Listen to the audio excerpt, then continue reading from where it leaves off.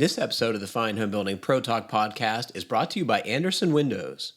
If you're a window installer, you deserve a simple choice: Andersen 400 Series windows. They're the windows contractors trust the most, based on a 2022 survey of U.S. contractors. Probably because they have fewer callbacks and extra peace of mind. And thanks to shortened lead times, they're available faster. Make your go-to windows Andersen 400 Series. Request a quote at andersenwindows.com.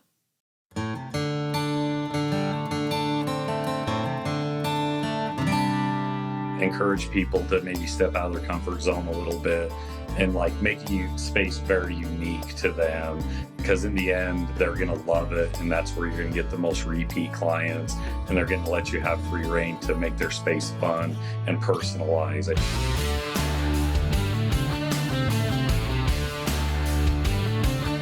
Welcome to the Fine Homebuilding Pro Talk podcast, a regular discussion with building industry professionals. This is Senior Editor Patrick McComb. Today I'm joined by remodeling and painting contractors, Miquel and David McCarley. You can find the Fine Homebuilding Pro Talk podcast and the original Fine Homebuilding podcast at finehomebuilding.com/podcast. You can leave questions and you can leave feedback and ask questions there too. Hi, Miquel and David. It's nice to have you guys on the show. Thank you for being here. Thank you. Can you both please start off by telling me a little bit about your business, what you do, and how long you've been doing it? So I own two companies. One is Tiger Lily, and that's how we started out. It's a painting company. And then last year we started McCarley, and it's the construction side of things where we do the remodeling and any of the construction work. Me and my best friend Elena started Tiger Lily 5 years ago, and we started out specializing in cabinet refinishing and interior repaints. And I come from a background of painting, so when we were first starting out, we did a lot of different things like exteriors, commercial work, that sort of thing. And then where we specialized in cabinets, that kind of evolved. We started having clients want to do more than just paint, or they had a specific thing that they were wanting to achieve and they couldn't just achieve that with only paint. So we started offering countertops and backsplashes, and we've just constantly evolved and grown each year. That's really cool. So can you tell me, you mentioned many painters have a, kind of shotgun approach. They'll take on any project. What do you see the advantages of specializing in the type of projects you do?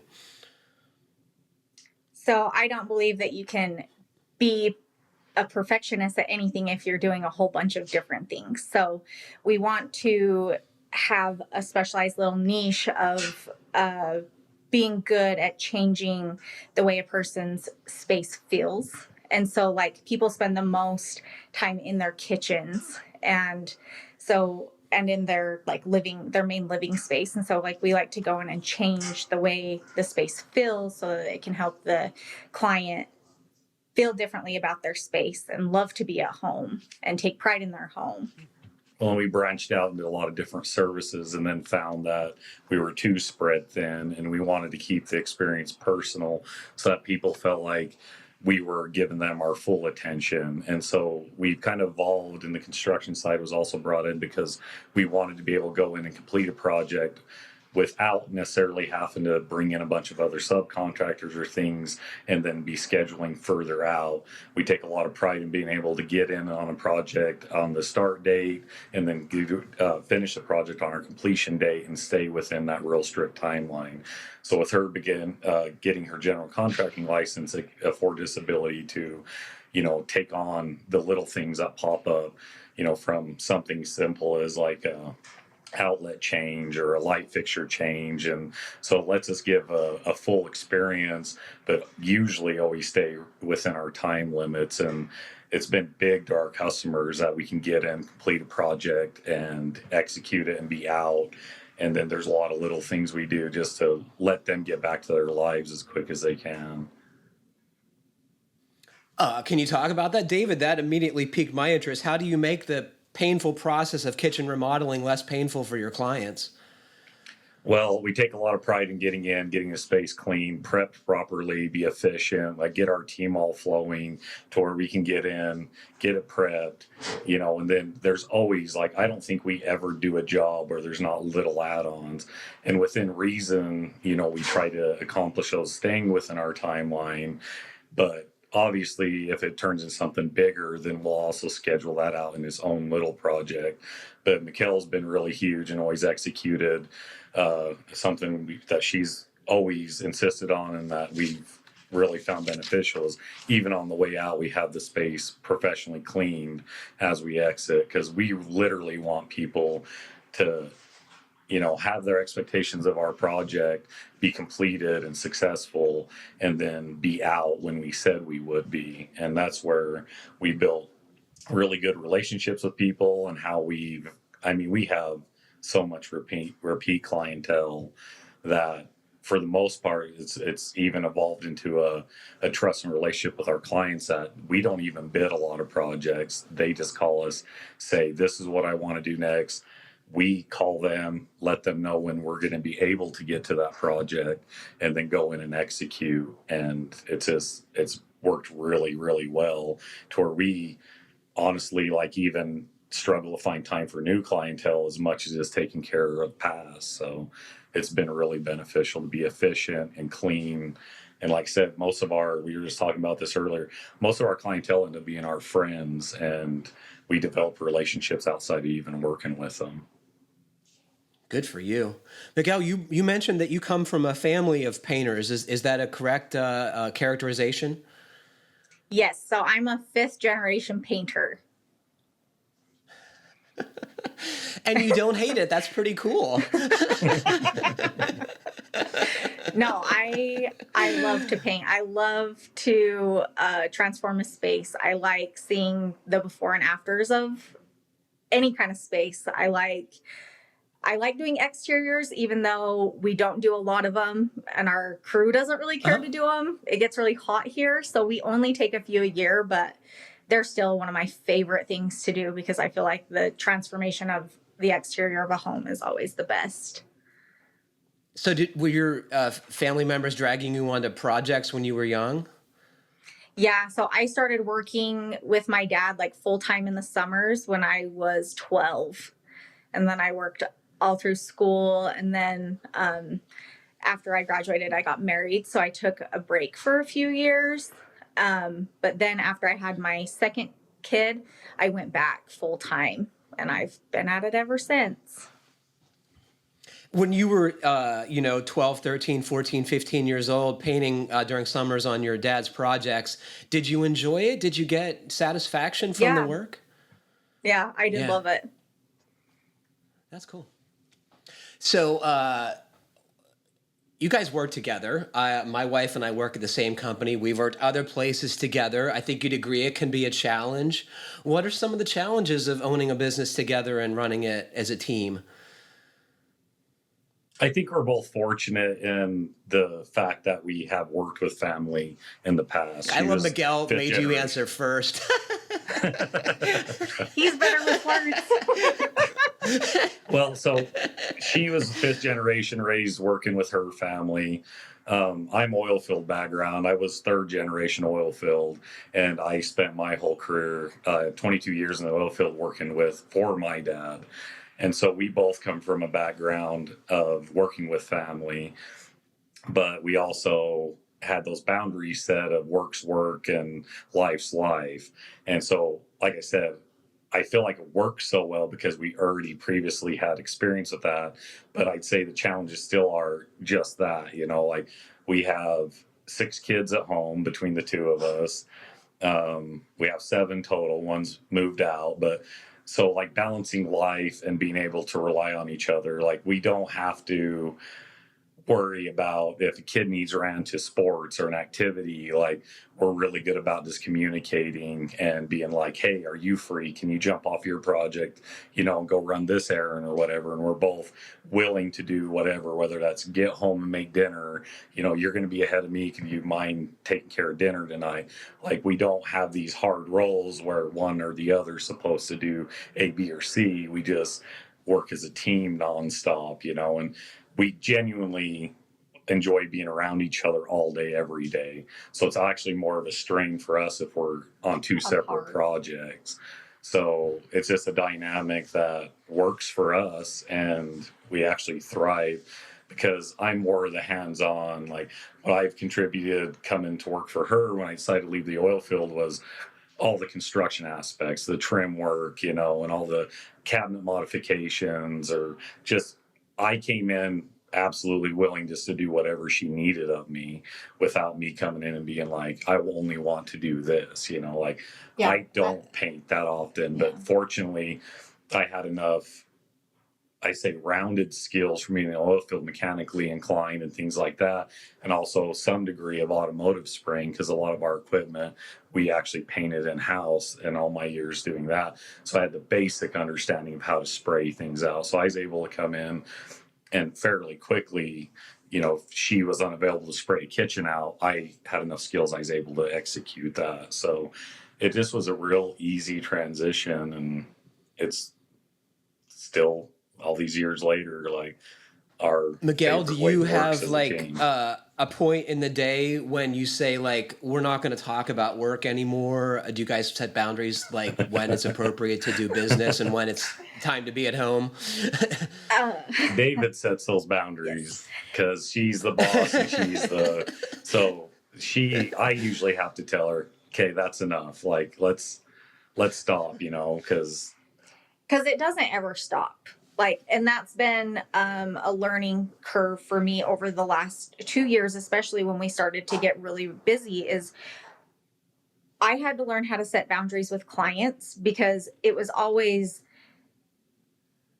manageable when it was just Elena and I, and then we brought in David. Like, there wasn't a lot to do. I was fine handling a lot of the client correspondence, but now that we've grown so much and we have a dozen clients at any given time, and I'm preparing for the next batch of clients, and I have bids that are going out, like, I'm managing a bunch of people all the time. And so I've had to learn, like, I have to set boundaries. So I only respond to clients during a certain window. I do take evenings and weekends off, hard limit. I do not respond to them on the weekends at all. And I specify that from the very beginning in the bidding process. But It sounds like that was times, an evolutionary, like there was probably a problem client, right? That you just decided you had to make a policy. Is that correct? Yeah, we've definitely evolved over the last 2 years with that. Like, I have had to constantly revise contracts and booklets and expectations that we have with the client company, boundaries, because we respect their boundaries too. I'm not going to text them at 9:00 at night. Why would I do that? Unless it's a emergency or something like that, but I did have a lot of clients eating up a lot of my time in the bidding process and then not even hiring us. So that obviously set more parameters for things and growing and doing stuff like that. Well, we started charging for bids where it used to be a free estimate. Like, a lot of these bigger remodel projects, she'd be invested between 8 and 12 hours from shopping for bathtubs and sinks and wallpaper and fixtures, and like investing so much time in the bidding process that it was literally consuming all of her evening time. And so we started having to set boundaries of, okay, you want to work till 7 on this, then after that, like, she even set the parameters on her phone to go into silent mode, just to clear those notifications, because when you're investing in your company, obviously you're going to spend a lot of time and want to be attentive. But then it was just consuming all of her time there for a while. I mean, literally until 10, 11 o'clock at night. It's so much easier. I think you'd agree that now we're home more and people are used to communicating on their phones and email, and it's very easy to send an email at 10 o'clock at night. And it's also very easy to read one. You'll say, well, I'll just get this out of the way. But that is, it's too much. Yeah. What do you both like about running the business?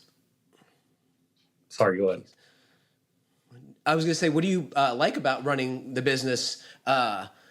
And what have been some of the challenges starting up your companies? So over the last couple of years, I've also learned that, like, bookkeeping is not my strong suit. I've really struggled to get my office and my back end stuff in order. This year, I finally broke down and hired a better accountant, somebody that was going to keep me more accountable, not somebody that I had to constantly be harping on for things. Like, she keeps me in line. It's worth it to pay the extra money for somebody that's going to do that. I also hired a bookkeeper that's helped me get my stuff in order, because when you want to be a painter, you don't think, oh, I'm going to have to be a secretary too, or figure out how to manage the secretary stuff. But then, since my stuff was so out of whack and so unkept, it's taken a lot of time and effort to get it all organized again. So that has been my biggest hurdle, is the office stuff, and not having time to be on the job where I want to be, because I have to be in the office more. I think that's the evolution. I think that's a really common concern, Miguel. What advice would you give a new business person to keep your bookkeeping and financial house in order better from the get-go? Find somebody from the get-go. If you don't know how to do it, hire somebody, because it's going to save you a lot of stress and headache, and you don't have to do it all. You don't and that has I have to constantly tell myself that I don't have to do it all. There are people that are good at this, and I refuse to hire a bookkeeper because in my mind I thought it was going to be expensive. She isn't expensive. She's actually way considerably cheaper than I was even paying myself the time to do it. So because your time could be totally. Yeah, obviously I'm worth more money on the job or getting a job or than I am sitting in my office running numbers. So knowing where you're most profitable, knowing where you're most happy, knowing where it makes sense to have you, and finding the necessary people to do the things that you don't like to do and you aren't good at doing. David, what were you starting to say earlier? I'm sorry. Oh, no, you're fine. I was just saying, as an evolution too, of it, from my business background as well, you can let it consume you pretty easily. And it's an evolutionary thing where it just sneaks up on you.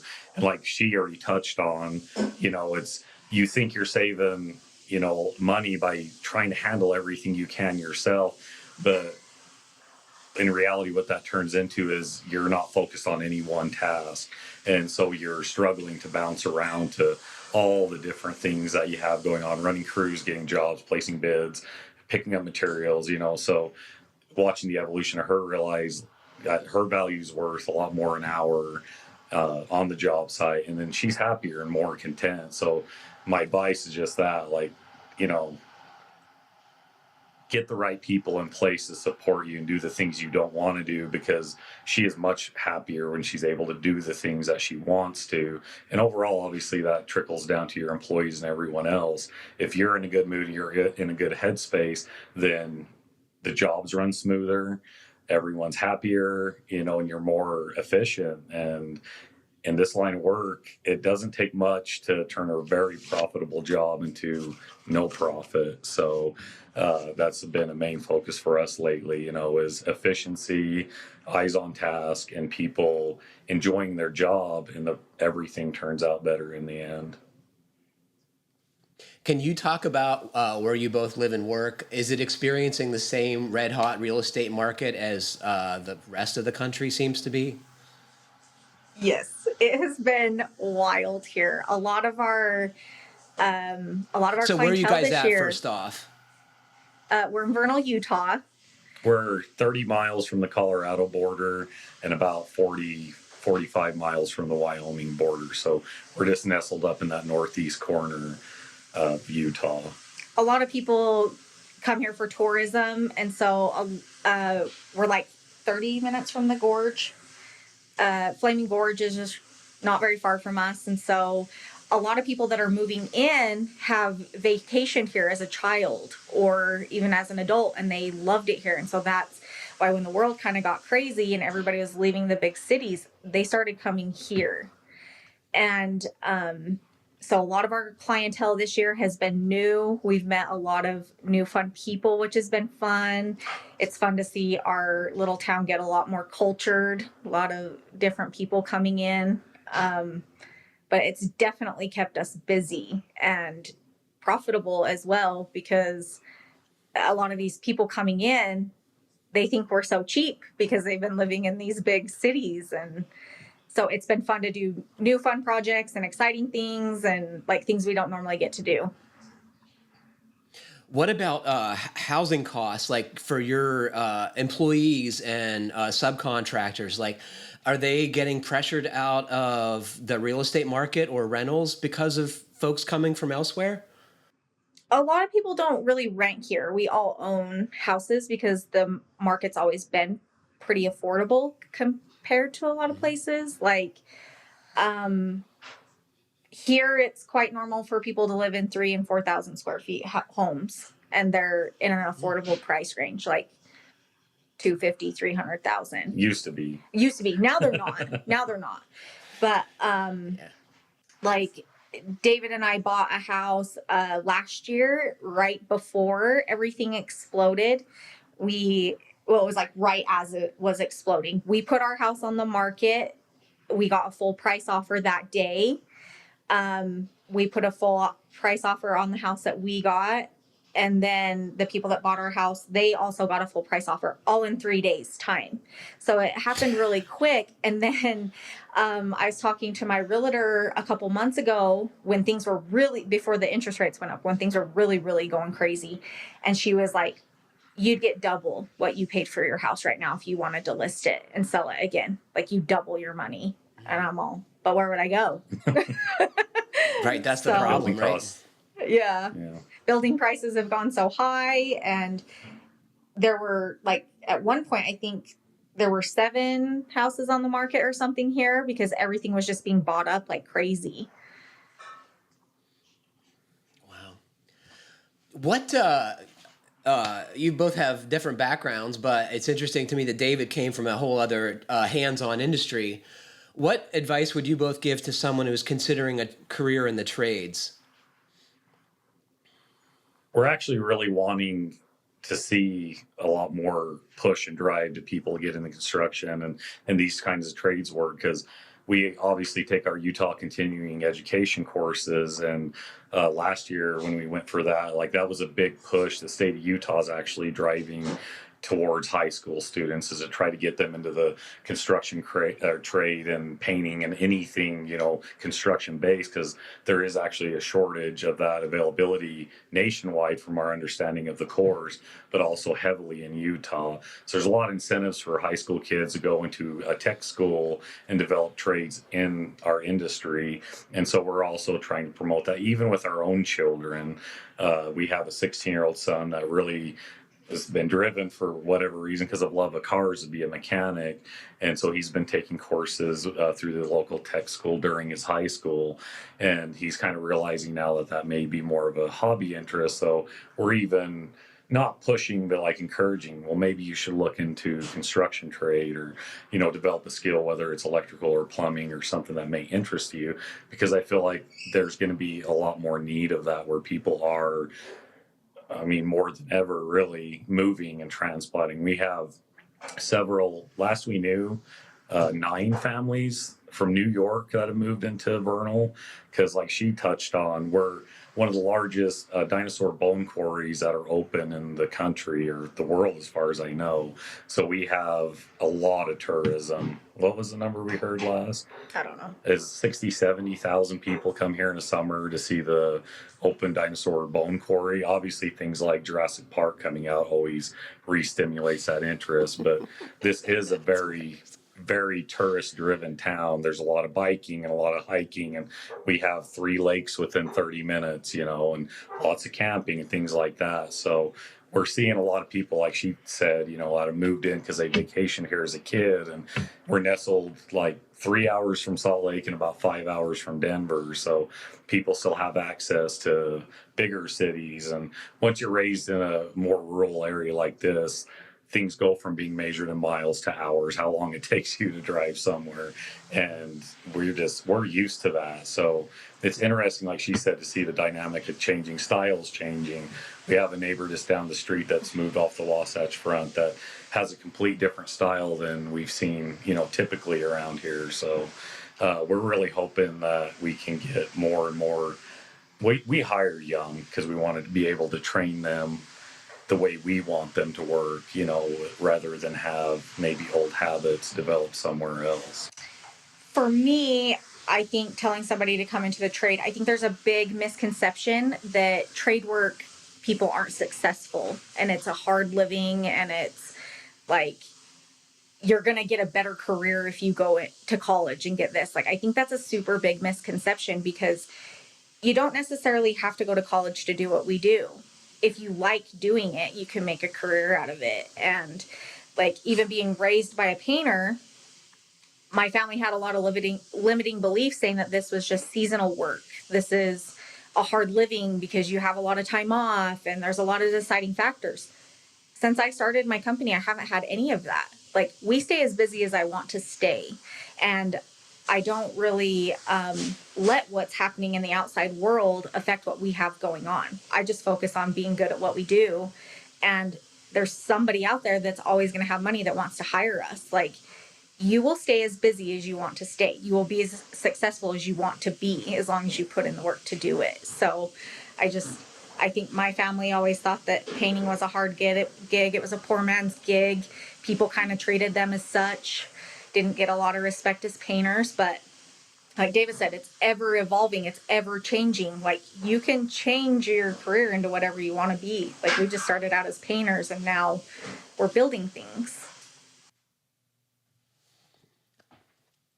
What you mentioned the social stigma. What do you think we should be doing about that? How can we make it cool or prestigious to be a contractor or a carpenter or a painter or a plumber or an electrician or a mechanic, or what? The list is endless, right? I think it's becoming more cool to people because of things like Pinterest and Instagram and stuff like that. Like, people are interested in watching how you change something into something cool. Like, look at how much time people spend on TikToks watching videos and looking at before and after pictures on Instagram. Like, I feel like you can make anything cool with the right marketing and the right vibe behind it. Like, there's always going to be somebody that likes your stuff. Like, you don't have to appeal to everybody. And even when I first started, like, I felt like I had to appeal to everybody. Now I know people aren't going to like our style or what we like or what we do. That's okay, because there's somebody else that will. Like, well, the way you present yourself too. Yeah. We were just again talking about this earlier, but the way you present yourself, we take pride in our vehicles. We try to dress nicely. We try to present ourselves in a clean and friendly manner. We like to develop relationships and those kinds of things we talked about earlier. But I feel like it's in presentation of yourself. If you exude that you're confident in what you're doing, and we listen to what the client's wants and needs are and their ideas, but we're always trying to evolve that, and make the project fun or change up something maybe they didn't think of changing up, or give them a different concept, from just adding a splash of color by painting a ceiling, can be something fun that most people, it's not even on their radar necessarily. If it's just something as simple as, they want to repaint their laundry room, we'll give them other ideas on how to add some other textures or colors, or, people don't even think of a laundry room as a space that you should make fun or inviting, but, no one likes doing laundry. So if you go into a space that's fun, that you do that in, it's going to change your whole mood. And Miquel's really big on, us choosing colors that create a mood, create a feeling, create an energy that is a space you want to be in. So more times than not, even if we go to a client's house that are thinking they want a real basic paint scheme, more times than not, we end up doing something fun that they love that wasn't even on their radar. And so I think when you're turning out projects like that, and Miquel's good about her social media presence, and you're showing people transformations like this, it makes a daunting task. Seem cool. Yeah, seem cool and fun. Miguel, what do you wish that your clients better understood about being a contractor? What do they not get, or what do you have to educate them on? I don't know. Like, we have a really good clientele list. Like, I don't know. I don't really have any complaints. I feel like a more recent one. We're currently on a project where she hasn't had good experiences necessarily. She's a widowed woman Other with contractors. other contractors. So I'd say the most common hurdle with that is going in and building trust and relationship with that client from the get-go and showing them that we're on task and we're taking care of their concerns and needs and addressing them, like, is probably the number one, is going after people, into a project that they've had other people on in years past, and kind of revamping their perception of what we do and how we're going to approach their project. Because we literally take a project and put ourselves in that place of, if this was in our home, how would we want to be treated? So we're extra respectful of their time frames, what they're comfortable with us being in their space, and we try to cater around that. But more times than not, when you're have really good communication with the client, you're friendly and develop these friendships, it develops into, in the middle of a project, where they just trust you to do what you need to do. And again, that's where we're most profitable, because once we get going, we're always bouncing ideas, or kind of adding on or changing little things to really make their project unique and fit them. And that always is our highest success rate. Yeah. So I guess in short, just if they don't have trust in other contractors, they're a little slow to trust us. And so, like, they'll give us a long punch list, and we're always like, yeah, we know, we'll get it done. We're not to that point yet, so, but yeah. You have to convince them that the contractors aren't all crooks, right? And that you're trying to do a good job for them. Yeah.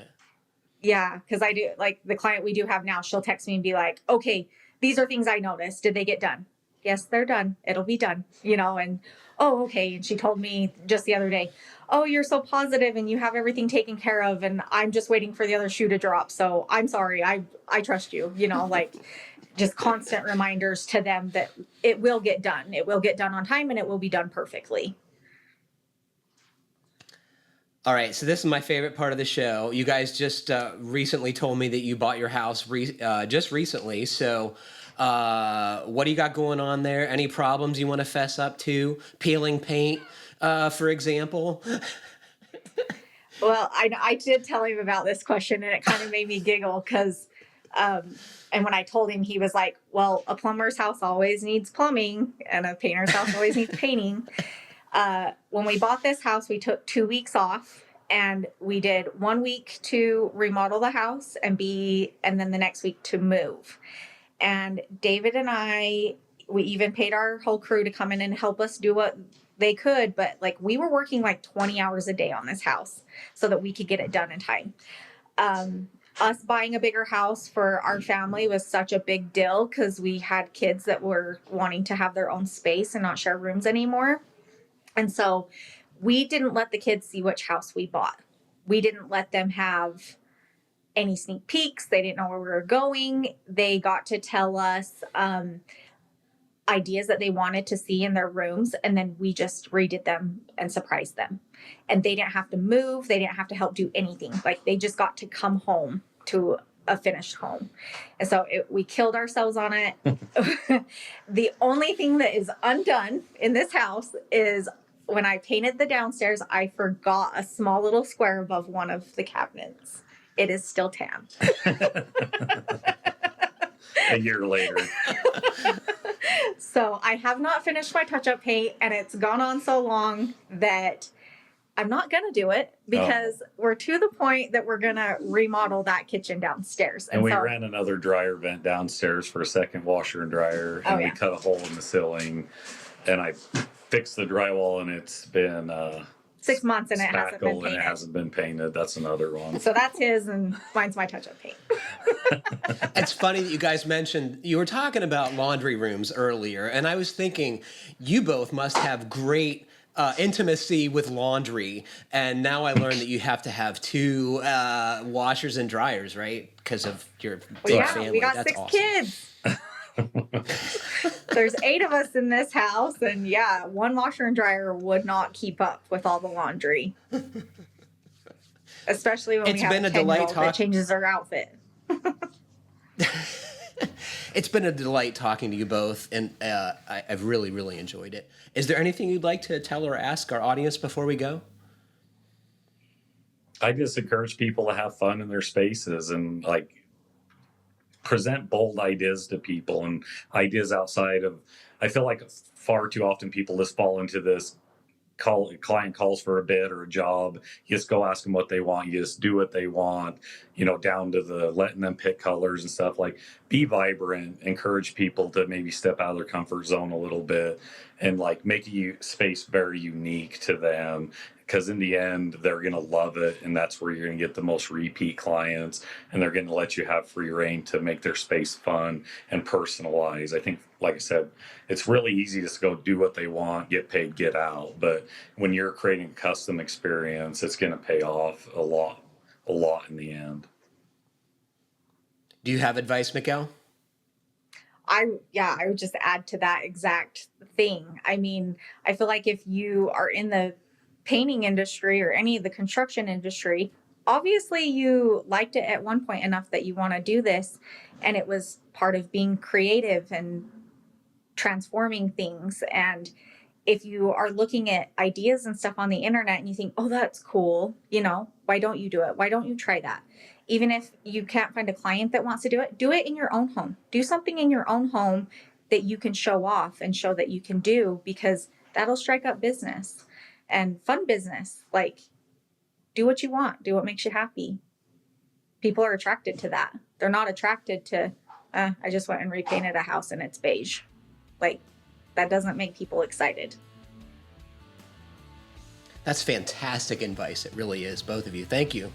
Well, unfortunately, that is all the time we have for today.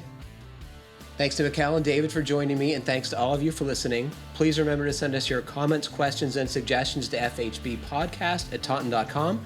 And please like, comment, or review us however you're listening. It helps other folks find our podcast. Stay safe, everybody. Keep craft alive. Do something bold.